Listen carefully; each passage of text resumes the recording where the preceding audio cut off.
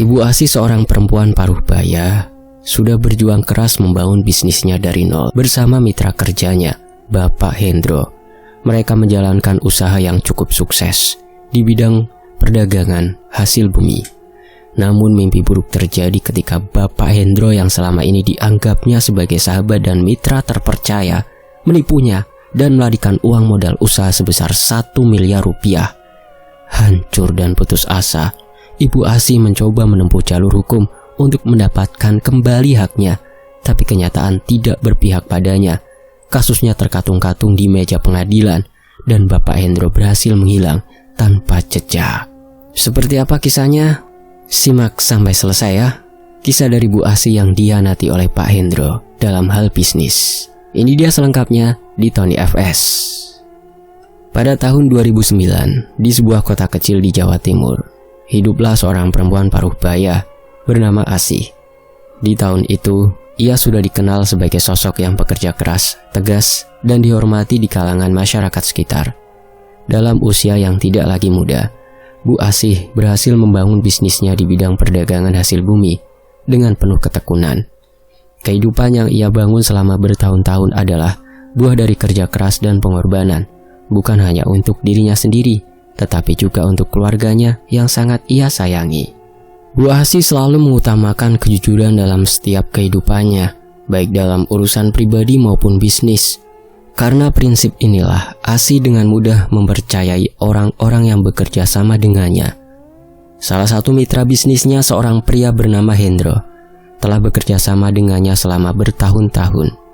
Hendro adalah pria yang tampak dapat dipercaya. Tutur katanya lembut, manis, kepribadiannya ramah, dan ia selalu menunjukkan kesungguhan dalam pekerjaannya. Kepercayaan yang diberikan Asih kepada Hendro bukanlah tanpa alasan. Selama bertahun-tahun bekerja sama, tidak pernah sekalipun Hendro memberikan alasan bagi Asih untuk meragukan integritasnya. Namun kehidupan seringkali memiliki cara yang kejam untuk menguji manusia. Suatu hari, Asih terbangun untuk menemukan dunia yang telah ia bangun perlahan-lahan hancur berantakan. Uang modal usaha sebesar 1 miliar rupiah untuk mengembangkan usahanya lagi yang dipercayakan kepada Hendro untuk keperluan investasi hilang tanpa jejak. Begitu pula dengan Hendronya. Semua orang yang mengenal Asih dan Hendro terkejut. Mereka tidak pernah menyangka pria yang dikenal jujur itu mampu melakukan pengkhianatan sedemikian besar. Asih pun terpukul hebat oleh kejadian ini. Hatinya terluka bukan hanya karena kehilangan uang, tetapi juga karena dikhianati oleh seseorang yang sudah ia anggap seperti keluarga sendiri. Hendro tidak pernah bermaksud menjadi pria yang tergoda oleh kehidupan gelap. Ia memulai karirnya dengan penuh semangat, memiliki ambisi yang sama seperti Asih untuk membangun bisnis yang sukses. Namun seiring berjalannya waktu, kehidupan yang penuh godaan mulai menarik ke arah yang salah.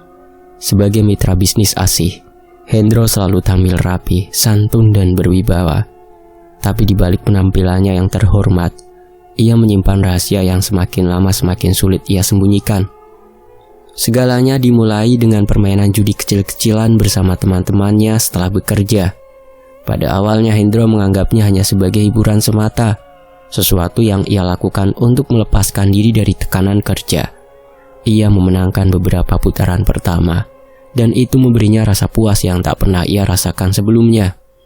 Uang yang ia menangkan terasa seperti bonus tambahan yang mudah didapatkan. Namun seperti kebanyakan orang yang terjebak dalam dunia judi, kemenangan itu hanya sementara. Lambat laun, Hendro mulai kalah, dan kekalahan itu membuatnya semakin bernafsu untuk menang kembali. Ia mulai bertaruh lebih besar, berharap bisa mengembalikan uang yang hilang. Tapi yang terjadi justru sebaliknya. Ia semakin terperosok dalam lubang yang ia gali sendiri. Masalah Hendro tidak berhenti di situ. Di tengah kesibukannya bermain judi, ia bertemu dengan seorang perempuan muda bernama Rani. Cantik, memikat, dan penuh pesona. Rani adalah segala hal yang membuat Hendro lupa diri. Ia mulai menghabiskan lebih banyak waktu bersamanya, memberikan hadiah-hadiah mahal, dan menyenangkan hatinya dengan uang yang seharusnya ia kembangkan dalam bisnis bersama Bu Asih. Rani yang menyadari bahwa Hendro adalah pria dengan uang yang banyak mulai memanfaatkan situasi. Setiap kali mereka bertemu, Rani meminta sesuatu yang lebih besar. Dan Hendro yang sudah tergila-gila tidak bisa menolak. Ia mulai membohongi Bu Asih, mengatakan bahwa beberapa transaksi bisnis membutuhkan biaya lebih besar dari yang diperkirakan, atau bahwa ada kebutuhan mendesak yang memerlukan uang tambahan. Namun, seiring berjalannya waktu, kebutuhan Hendro akan uang semakin besar. Ia mulai meminjam dari berbagai pihak, termasuk rentenir yang tidak segan-segan menagih dengan cara yang brutal. Hutangnya bertumpuk, dan tekanan dari para penagih hutang membuatnya tidak bisa tidur nyenyak. Sementara itu, hubungannya dengan Rani semakin menuntut. Setiap kali mereka bertemu, Rani seolah selalu memiliki permintaan baru, perhiasan, pakaian mewah, liburan ke luar negeri. Hendro mulai menyadari bahwa ia berada dalam lingkaran setan yang tidak bisa ia hindari. Pada titik inilah, Hendro mulai merencanakan tindakan yang akhirnya menghancurkan segala yang ia bangun bersama Bu Asih. Ia tahu bahwa Bu Asih mempercayainya sepenuhnya, dan ia juga tahu bahwa uang dalam rekening perusahaan adalah jumlah yang sangat besar. Dalam keputusasaan, Hendro mulai berpikir bahwa satu-satunya cara untuk keluar dari masalah ini adalah dengan membawa kabur uang tersebut. Ia menunggu momen yang tepat. Dengan cermat, ia mulai mengatur dokumen-dokumen, membuat transaksi palsu yang tampak sah di mata Asih, sambil mempersiapkan rencananya untuk melarikan diri. Setiap malam, Hendro dihantui oleh rasa bersalah dan ketakutan akan apa yang akan terjadi jika rencananya gagal. Tapi, di saat yang sama, ia juga merasa tidak punya pilihan lain. Hutangnya sudah terlalu banyak, dan para penagih hutang semakin mendesaknya. Rani pun mulai menunjukkan ketidaksabarannya, mengancam akan meninggalkannya jika Hendro tidak segera memberikan apa yang ia inginkan. Akhirnya, pada suatu hari, ketika Asih sedang sibuk dengan urusan pribadinya, Hendro melihat kesempatannya. Dengan tangan yang gemetar, ia mentransfer seluruh uang dalam rekening perusahaan ke rekening pribadinya. Jumlahnya mencapai 1 miliar rupiah. Saat itu Hendro merasakan campuran perasaan antara ketakutan dan kelegaan. Ia tahu bahwa dengan uang sebanyak itu, ia bisa melunasi hutangnya dan masih memiliki cukup untuk memulai hidup baru bersama Rani. Namun di balik itu semua, ada rasa takut yang tertahankan. Takut bahwa suatu saat kebenaran akan terungkap. Jejak digital transfernya akan diungkap, dan ia harus menghadapi konsekuensinya. Hendro tidak pernah membayangkan bahwa keputusannya akan membawa malapetaka bagi semua orang yang terlibat. Ketika ia akhirnya kabur dengan uang itu, meninggalkan semua yang pernah ia kenal, Hendro merasa bahwa ia telah memenangkan permainan hidup. Tapi kenyataannya, ia baru saja membuka pintu ke neraka yang akan menghantui sisa hidupnya. Di tengah pelariannya, Hendro mulai merasakan sesuatu yang aneh. Ia merasa dikejar oleh sesuatu yang tidak bisa ia lihat, tapi selalu hadir di dekatnya. Rasa takut yang tak bisa dijelaskan, bayangan yang selalu mengikuti di sudut matanya. Setiap malam mimpi buruk menghantuinya, dan suara-suara dari masa lalunya terus berbisik, menuduhnya sebagai pengkhianat. Apa yang dimulai sebagai langkah putus asa untuk menyelamatkan dirinya sendiri, berubah menjadi sebuah kutukan yang tidak bisa ia lepaskan. Begitulah satu tindakan bodoh dan egois dari Hendro. Tidak hanya menghancurkan dirinya sendiri, tetapi juga merusak kehidupan orang lain yang tidak bersalah. Perjudian, godaan perempuan, dan nafsu akan kekayaan instan telah menjeratnya dalam lingkaran kejatuhan yang tak terhindarkan. Dan meskipun ia berhasil kabur untuk sementara, Hendro tahu bahwa ia tidak akan pernah bisa lari dari bayang-bayang kesalahan yang terus menghantuinya. Asih tidak tinggal diam. Dengan segala upaya, ia mencoba mencari keadilan melalui jalur hukum. Ia melaporkan kasus ini kepada pihak berwenang dengan harapan bahwa hukum bisa menegakkan keadilan yang ia dambakan. Namun di dunia nyata, hukum seringkali tidak bekerja seperti yang diinginkan. Proses hukum yang rumit dan lambat membuat Asih semakin frustasi. Bukti-bukti yang ia ajukan tidak cukup kuat untuk menjerat Hendro, dan kasusnya mulai menguap seiring berjalannya waktu. Di sisi lain, Asih memulai harinya dengan penuh semangat, Matahari pagi baru saja terbit, menyinari halaman rumahnya yang asri di pinggiran kota kecil di Jawa Timur. Asi duduk di beranda rumahnya, menyeruput teh hangat sambil menikmati udara pagi yang segar. Burung-burung yang biasanya berkicau senyap, seakan-akan ikut merasakan kesedihan yang dialami Asih. Dalam duduknya, ia mengingat pada saat-saat awal ditipu oleh Hendro. Pagi itu Asih memeriksa laporan penjualan yang baru saja diterimanya dari salah satu mitra kerjanya, Hendro. Laporan tersebut menunjukkan hasil yang memuaskan. Produk yang mereka kirim keluar daerah laris manis di pasaran, dan keuntungan yang diperoleh cukup besar. Asih tersenyum puas kala itu. Ia ingat bagaimana ia memulai bisnis ini dari nol, hanya dengan modal nekat dan kerja keras. Kini jerih payahnya terbayar sudah. Hendro adalah mitra kerja yang sangat ia percayai. Pria berusia 40 tahun itu telah bekerja sama dengan Asih selama lebih dari 5 tahun. Dalam setiap transaksi bisnis, Hendro selalu menunjukkan sikap profesional dan jujur, membuat Asih merasa nyaman dan yakin dengan keputusan-keputusan yang mereka buat bersama. Mereka berbagi visi yang sama tentang masa depan bisnis ini, dan Asih merasa beruntung memiliki mitra seperti Hendro. Hari ini kita akan mengirimkan produk tambahan ke pasar Surabaya, kata Asih saat menghubungi Hendro melalui telepon. Suaranya terdengar penuh energi dan optimisme. Tentu Bu Asih, saya sudah menyiapkan semua dokumen dan pengiriman akan dilakukan tepat waktu. Tapi ini membutuhkan biaya operasional yang lebih, Bu, jawab Hendro dengan nada suara yang tenang dan penuh kebohongan. Setelah menutup telepon, Asih merasa lega. Saat itu, Asih merasa lega. Ia merasakan kebahagiaan yang mendalam. Barang-barangnya laris. Semua usahanya selama ini tidak sia-sia. Usaha yang dimulai dari kecil kini berkembang menjadi bisnis besar yang mampu menghidupi banyak orang. Bagi Asih ini adalah bukti bahwa kerja keras dan kejujuran akan selalu membuahkan hasil yang baik. Asih juga mengingat bagaimana keluarganya selalu mendukung setiap langkahnya. Suaminya, Pak Surya, meskipun sudah pensiun dari pekerjaannya, selalu berada di sisinya, memberikan dukungan moral. Anak-anak mereka juga bangga dengan pencapaian ibunya. Setiap kali mereka berkumpul bersama, ada kebahagiaan dan kedamaian yang menyelimuti keluarga kecil itu. Namun di balik semua kebahagiaan itu, Asih tak pernah melupakan perjuangan yang ia hadapi. Tidak sedikit rintangan yang pernah ia lalui, mulai dari masalah keuangan hingga tantangan menghadapi pesaing yang tidak selalu bermain jujur. Tapi Asih selalu percaya bahwa selama ia tetap jujur dan bekerja keras, semua masalah pasti bisa diatasi. Namun, Asih tidak pernah menyangka bahwa pagi yang tenang saat itu bisa berubah menjadi mimpi buruk dalam sekejap. Semuanya dimulai dengan sebuah telepon yang datang tiba-tiba di suatu siang yang biasa. Asih sedang duduk di ruang kerjanya, mengatur beberapa dokumen keuangan yang baru saja ia terima dari akuntannya.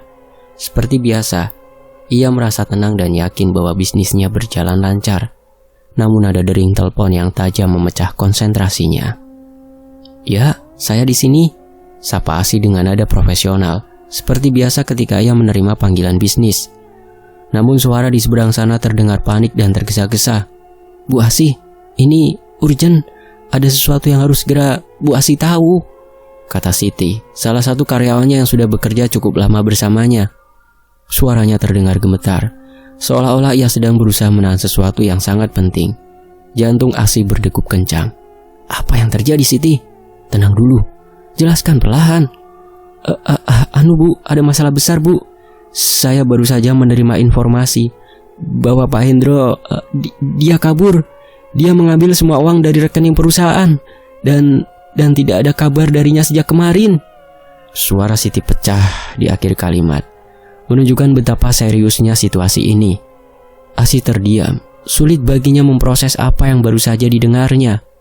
"Apa maksudmu, Siti?" "Tidak mungkin, Hendro. Dia tidak mungkin melakukan itu," balas Asih, hampir tidak percaya dengan apa yang baru saja didengarnya. Hendro adalah mitra yang paling ia percaya, seseorang yang sudah seperti keluarga baginya. "Tapi Bu, semua dokumen transaksi sudah dicek, dan semua tanda-tanda menunjukkan bahwa Pak Hendro telah mentransfer uang itu ke rekening pribadinya, Bu. Totalnya mencapai 1 miliar rupiah lebih, Bu. Kita sudah melapor ke polisi, tapi hingga sekarang belum ada perkembangan, Bu," Siti menjelaskan dengan suara yang semakin lemah. Asih merasa dunia sekitarnya mulai berputar. Tangannya gemetar. Telepon di tangannya hampir terlepas. 1 miliar. Semua uang itu. Bisiknya seolah tidak mampu menerima kenyataan pahit ini. Bagaimana mungkin Hendro melakukan ini? Dia sudah seperti saudara bagiku. Air mata mulai menggenang di mata Asih. Namun ia mencoba menahannya. Tidak, ia tidak boleh menangis. Ia harus kuat. Harus menghadapi ini dengan kepala dingin. Tapi di dalam hatinya, rasa dihianati yang mendalam mulai menggerogoti. Perasaan itu lebih menyakitkan daripada kehilangan uang itu sendiri. Bagaimana mungkin seseorang yang ia percayai sepenuh hati tega melakukan hal ini padanya? Setelah lamunan itu berakhir, Asih masih duduk terpaku di kursi beranda rumahnya di pagi yang cerah itu, namun tidak secerah hatinya. Kepalanya dipenuhi berbagai pikiran, kekecewaan, amarah, dan rasa sakit bercampur aduk dalam dirinya. Ia merasa seolah-olah seluruh dunia runtuh di sekitarnya. Segala upaya dan kerja keras yang ia lakukan selama ini seakan hancur dalam sekejap, hanya karena satu tindakan pengkhianatan dari orang yang paling ia percayai. Pak Surya, suaminya, menghampirinya di ruang beranda rumah, melihat istrinya diam dengan tatapan kosong. Sudahlah, tidak apa-apa. Jangan dipikirkan. Kita bisa ambil uang itu suatu saat nanti. Hiburnya dengan penuh kekhawatiran. Asih mencoba mengendalikan emosinya, namun suara suaminya yang lembut justru membuat pertahanannya runtuh. Hendro, dia tega mengambil semua uang kita. 1 miliar dan kabur. Pak Surya segera memeluk Asih, berusaha memberikan ketenangan di tengah kekacauan yang melanda pikiran istrinya. Kita akan selesaikan ini, sayang. Kita akan cari tahu apa yang sebenarnya terjadi. Namun meskipun Pak Surya berusaha menenangkan, di dalam hati Asih rasa dendam mulai tumbuh. Bagaimana mungkin Hendro, seseorang yang selalu ia percayai, tega melakukan ini, mengambil semua yang telah ia bangun dan dengan susah payah. Asih merasa dirinya tidak hanya kehilangan uang, tapi juga kehilangan kepercayaan pada orang lain. Dunia yang selama ini ia pandang dengan optimisme dan harapan, kini tampak kelam dan penuh kebohongan. Proses hukum yang berjalan lambat membuatnya frustasi. Ia merasa tidak ada yang benar-benar peduli dengan penderitaannya.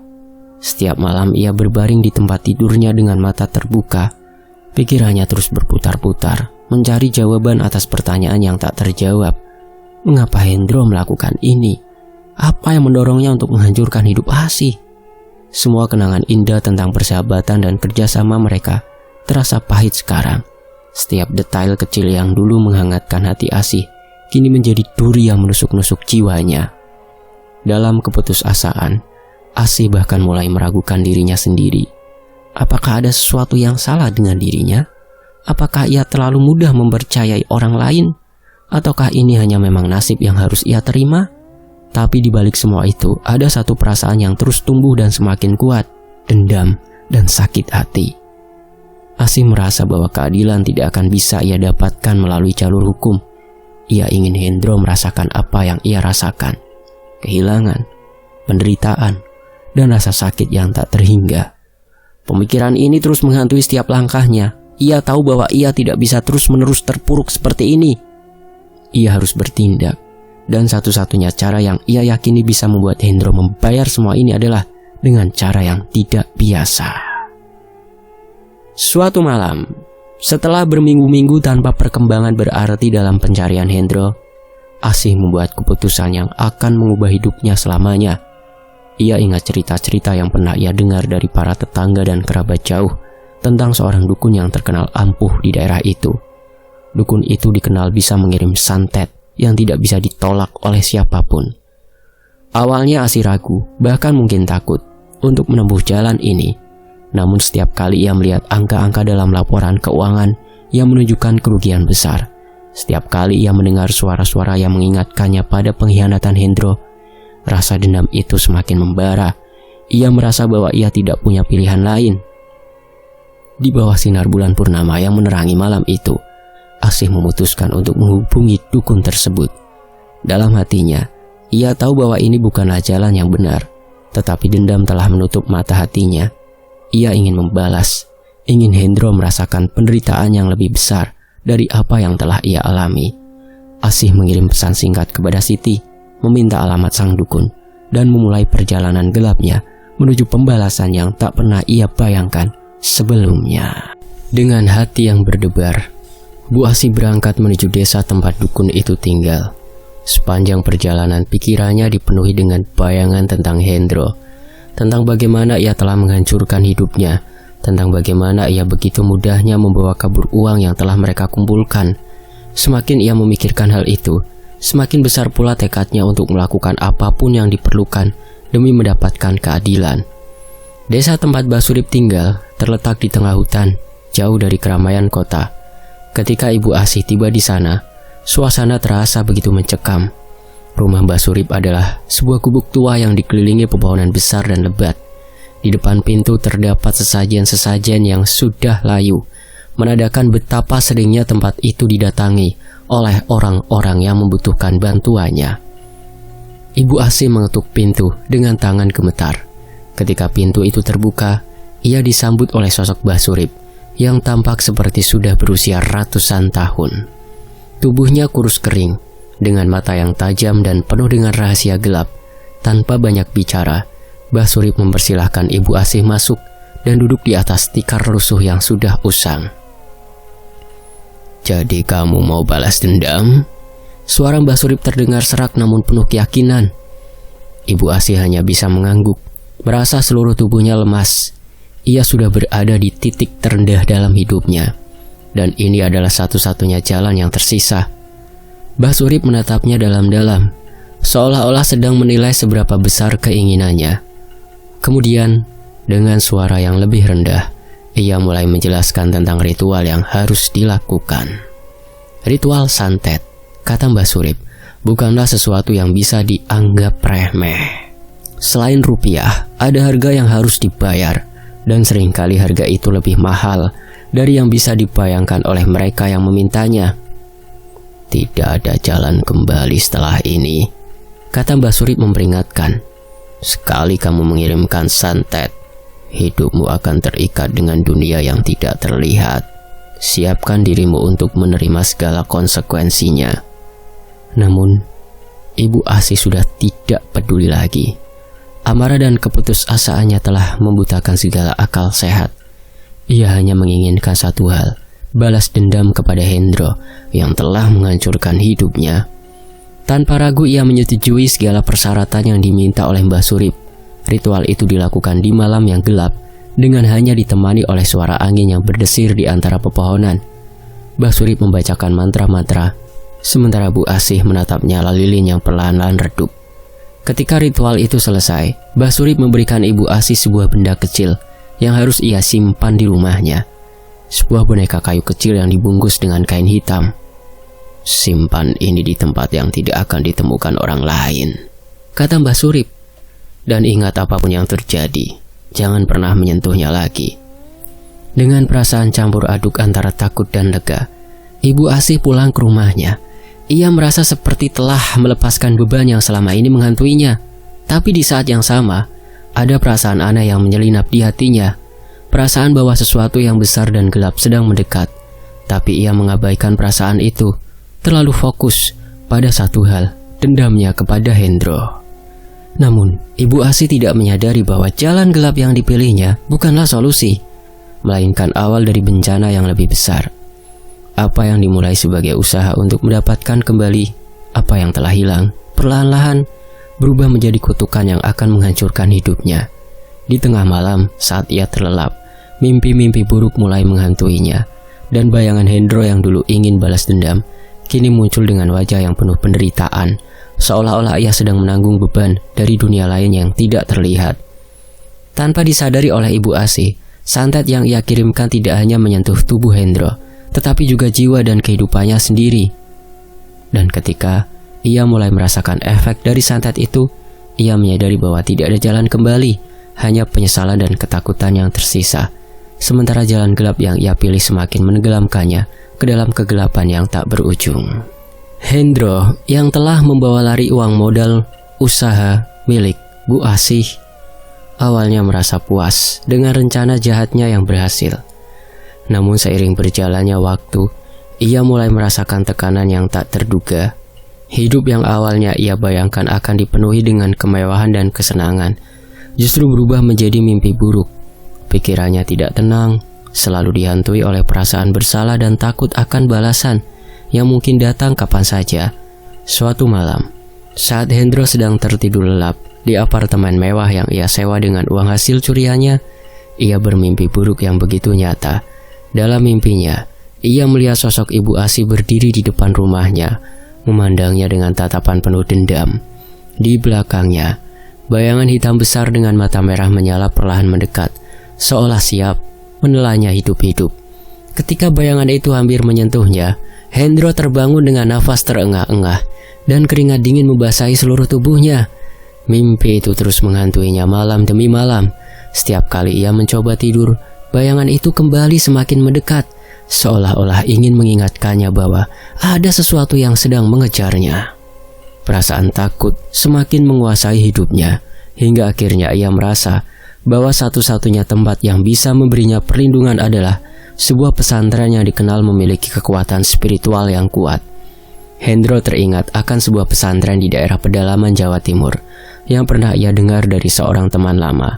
Pesantren itu dipimpin oleh kiai sepuh yang terkenal memiliki ilmu tinggi dan mampu menangkal segala bentuk ilmu hitam dan gangguan gaib. Tanpa berpikir panjang, Hendro memutuskan untuk meninggalkan segala sesuatu yang ia miliki dan mencari perlindungan di pesantren tersebut. Perjalanan menuju pesantren itu tidaklah mudah. Hendro harus menempuh jarak yang cukup jauh, melewati jalan-jalan desa yang sepi dan terpencil. Namun ketakutan yang terus menghantuinya membuat ia tidak memperdulikan rintangan apapun. Ia hanya ingin sampai di tempat yang aman, jauh dari bayang-bayang kegelapan yang terus memburunya. Sesampainya di pesantren, Hendro disambut dengan ramah oleh para santri dan kiai sepuh yang memimpin tempat itu. Kiai sepuh itu, yang dikenal dengan nama Kiai Hasim, adalah sosok yang karismatik dan bijaksana, dengan janggut putih yang lebat dan mata yang dalam. Ia seolah-olah bisa melihat langsung ke dalam hati orang-orang yang datang kepadanya. Hendro menjelaskan semua yang terjadi, dari pengkhianatannya terhadap Ibu Asih hingga mimpi-mimpi buruk yang terus menghantuinya. Dengan tenang, Kiai Hasim mendengarkan setiap kata yang diucapkan Hendro. Setelah mendengar seluruh cerita, Kiai Hasim hanya mengangguk pelan, seolah-olah sudah mengetahui apa yang sebenarnya sedang terjadi. "Kamu telah melakukan kesalahan besar, nak," kata Kiai Hasim dengan suara lembut namun penuh wibawa. "Keserakahan telah menjerumuskanmu ke dalam jurang dosa, dan sekarang kamu harus menanggung akibatnya."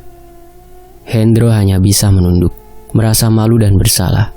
Ia tahu bahwa apa yang dikatakan Kiai Hasim adalah kebenaran yang tidak bisa ia sangkal. Keserakahan telah membawanya ke titik ini, dan kini ia harus menghadapi konsekuensinya. Namun, Kiai Hasim tidak meninggalkan Hendro dalam keputusasaan. Sebaliknya, ia menawarkan jalan untuk bertobat dan memperbaiki kesalahan yang telah diperbuat. Kiai Hasim memberinya tempat tinggal di pesantren dan menyarankan Hendro untuk mengikuti berbagai kegiatan spiritual yang diadakan di sana, mulai dari sholat berjamaah, zikir, hingga kajian-kajian keagamaan. Hari-hari Hendro di pesantren mulai diisi dengan ketenangan dan kedamaian yang belum pernah ia rasakan sebelumnya. Ia belajar tentang arti sejati dari kehidupan, tentang pentingnya keikhlasan, dan tentang bagaimana harta bukanlah segalanya. Perlahan, perasaan bersalah dan ketakutannya mulai menghilang, digantikan oleh rasa tenang yang menyejukkan jiwa. Namun, tidak semuanya berjalan dengan mudah. Setiap malam Hendro masih harus berhadapan dengan bayangan-bayangan gelap dalam mimpinya. Meskipun tidak seintensif sebelumnya, mimpi-mimpi itu masih datang, seolah-olah mengingatkannya akan dosa yang pernah ia lakukan. Tapi sekarang Hendro sudah lebih kuat. Ia mulai memahami bahwa mimpi-mimpi itu adalah ujian bagi dirinya, ujian yang harus ia lalui untuk benar-benar bersih dari segala dosa yang pernah ia perbuat. Kiai Hasim terus membimbing Hendro dengan penuh kesabaran. Suatu malam, setelah sholat Isya, Kiai Hasim memanggil Hendro untuk berbicara lebih dalam. Mereka duduk di sebuah ruang kecil yang sederhana, hanya diterangi oleh cahaya lampu minyak yang redup. "Kamu harus mengembalikan apa yang telah kamu ambil, nak," kata Kiai Hasyim dengan suara tegas. "Hanya dengan cara itu, kamu bisa benar-benar lepas dari bayangan gelap yang terus mengejarmu." Hendro terdiam. Ia tahu bahwa Kiai Hasyim benar, tetapi ia juga tahu betapa sulitnya hal itu. Uang yang ia bawa lari sebagian besar sudah habis untuk memenuhi kesenangan sesaat yang kini ia sesali. Namun Kiai Hasyim memberikan solusi. "Kamu harus memulai dari awal, bekerja keras, dan sedikit demi sedikit mengembalikan uang itu kepada orang yang berhak menerimanya." Dengan hati yang berat, Hendro menyetujui saran Kiai Hasyim. Ia sadar bahwa ini adalah satu-satunya jalan untuk menebus kesalahannya. Mulai saat itu ia bertekad untuk mengubah hidupnya. Ia mulai bekerja di pesantren, membantu apa saja yang bisa ia lakukan, dari membersihkan halaman hingga membantu di dapur. Meskipun uang yang ia hasilkan tidak banyak, Kiai Hasyim menyimpan sebagian dari hasil kerja Hendro untuk nantinya dikembalikan kepada Ibu Asih. Di malam yang sunyi, ketika para santri tengah terlelap dalam damai, aura yang tidak biasa mulai merambat di sekitar pesantren. Angin berembus pelan, tetapi terasa lebih dingin dari biasanya, membawa serta bisikan-bisikan halus yang seolah berasal dari dunia lain. Di kejauhan, suara lolongan anjing terdengar lirih, menambah suasana malam yang mencekam. Kiai Hasyim yang sedang menjalankan zikir malam di ruangannya berwirid, merasakan kehadiran sesuatu yang tidak biasa. Ia membuka mata dan sejenak merasakan energi negatif yang mendekat ke pesantrennya. Dengan penuh kewaspadaan, ia berdiri dan melangkah keluar menuju halaman pesantren yang remang-remang diterangi cahaya bulan. Para santri masih tertidur nyenyak, tidak menyadari bahwa sesuatu yang gelap dan berbahaya sedang mengintai. Sementara itu di tempat lain, di desa terpencil yang jauh dari pesantren, Mbah Surip, seorang dukun yang terkenal dengan ilmu hitamnya, sedang menjalankan ritual santet atas permintaan Ibu Asih. Dengan berbagai persiapan ritual yang sudah matang, Mbah Surip menyalurkan energi jahat ke dalam boneka yang telah ia siapkan, melafalkan mantra-mantra kuno yang diwariskan dari generasi ke generasi. Boneka itu, yang melambangkan Hendro, dipenuhi dengan paku-paku dan rambut hitam yang diikat dengan kain kafan. Mbah Surip lalu melepaskan boneka itu ke dalam sebuah aliran air yang dipercaya bisa menyalurkan kekuatan santet ke target yang jauh. Sementara itu, di pesantren, Hendro yang masih dalam perlindungan Kiai Hasyim tanpa sadar menjadi target dari kekuatan gelap yang dikirim oleh Mbah Surip. Saat malam semakin larut, santet yang dilancarkan Mbah Surip mulai mendekat, membawa serta hawa dingin yang menyeramkan. Energi hitam itu menembus batas-batas desa, mengalir seperti racun yang menyusup ke dalam tanah. Namun Kiai Hasyim yang memiliki ilmu spiritual tinggi sudah menyadari ancaman ini. Dengan ketenangan yang luar biasa, ia melafalkan doa-doa perlindungan, menguatkan pertahanan spiritual pesantrennya. Energi putih yang dipancarkan dari zikirnya mulai membentuk perisai tak kasat mata di sekitar pesantren, menangkis setiap serangan energi negatif yang mendekat. Santet Mbah Surip yang pada awalnya tampak begitu kuat dan tak terbendung, kini mulai kehilangan kekuatannya saat berhadapan dengan perisai spiritual Kiai Hasyim. Energi hitam itu terus berusaha menembus, tetapi setiap kali mendekat, ia dipantulkan kembali, seolah-olah bertemu dengan dinding tak terlihat yang memancarkan cahaya suci. Di puncak pertarungan batin antara kegelapan dan cahaya ini, Kiai Hasyim mengumpulkan seluruh kekuatannya. Dengan penuh ketenangan, ia memusatkan energi spiritualnya pada satu titik dan memantulkan serangan santet tersebut kembali ke asalnya. Energi hitam itu, yang telah kehilangan tujuannya, mulai berbalik arah, kembali menuju sumbernya dengan kekuatan yang lebih besar. Mbah Surip yang masih tenggelam dalam mantranya tiba-tiba merasakan getaran aneh. Ia membuka matanya dan melihat sesuatu yang mengerikan. Energi santet yang ia kirim justru kembali padanya dengan kecepatan dan kekuatan yang tak terduga. Sebelum ia sempat melindungi dirinya, energi itu menghantamnya dengan dahsyat, menghempaskan tubuhnya ke belakang. Santet itu tidak hanya menyerang Mbah Surip, tetapi juga mengarah langsung pada Ibu Asih sebagai sosok yang memberikan perintah. Sementara itu di rumahnya Bu Asih yang sedang tertidur pulas, tiba-tiba ia terbangun dengan rasa sakit yang luar biasa di seluruh tubuhnya. Ia merasakan panas yang membakar di setiap inci kulitnya, seolah-olah ribuan jarum menusuk-nusuk tubuhnya dari dalam. Teriakan kesakitan keluar dari mulutnya, membuat para tetangga terbangun dan bergegas menuju rumahnya. Sementara itu Kiai Hasim yang telah berhasil memantulkan serangan tersebut kembali ke ruangannya dengan tenang. Ia tahu bahwa tindakan Ibu Asih dan Mbah Surip telah membalikan nasib mereka sendiri. Santet yang awalnya ditujukan untuk menghancurkan Hendro justru berbalik menghancurkan mereka yang terlibat dalam kegelapan. Hendro yang tertidur tidak menyadari bahwa hidupnya baru saja diselamatkan oleh kekuatan spiritual yang lebih besar. Ia masih harus menghadapi banyak ujian dalam hidupnya, tetapi setidaknya ia telah bebas dari ancaman yang datang dari dunia kegelapan. Pagi itu Hendro memutuskan untuk menempuh langkah yang paling sulit dalam hidupnya. Dengan penuh penyesalan dan rasa bersalah yang menghimpit hati, ia memutuskan untuk menemui Ibu Asih. Keberanian untuk menghadapi perempuan yang telah ia hianati tidak datang dengan mudah. Selama berbulan-bulan, Hendro telah merenungi segala perbuatannya di pesantren, terutama setelah melewati masa pengasingan di pesantren di bawah bimbingan Kiai Hasim. Hati Hendro dipenuhi tekad untuk menebus kesalahannya, meskipun ia tahu permintaan maafnya mungkin tidak akan pernah cukup. Perjalanan ke rumah Ibu Asih terasa sangat berat bagi Hendro. Setiap langkah kaki seolah diselimuti oleh rasa penyesalan yang mendalam. Ketika ia sampai di depan rumah, tangannya bergetar saat mengetuk pintu. Detak jantungnya terasa lebih cepat, berdebar-debar, menunggu reaksi yang akan ia terima. Pintu terbuka perlahan, dan Hendro disambut oleh seorang tetangga yang kebetulan sedang menjaga rumah Bu Asih. Wajah tetangga itu tampak khawatir, dan ia segera mengajak Hendro masuk tanpa banyak bicara. Hendro merasa ada sesuatu yang salah, dan firasat buruk semakin kuat saat ia melangkah masuk ke dalam rumah. Di ruang tengah, ia menemukan Ibu Asih terbaring lemah di atas tempat tidur.